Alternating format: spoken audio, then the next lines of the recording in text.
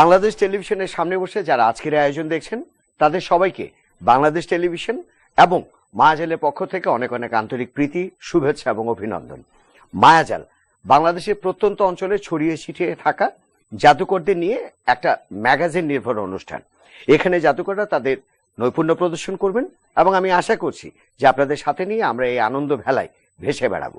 জানিয়ে রাখি, মায়াজাল মূলত জাদুর অনুষ্ঠান, আর জাদু মানেই বিজ্ঞান, জাদু।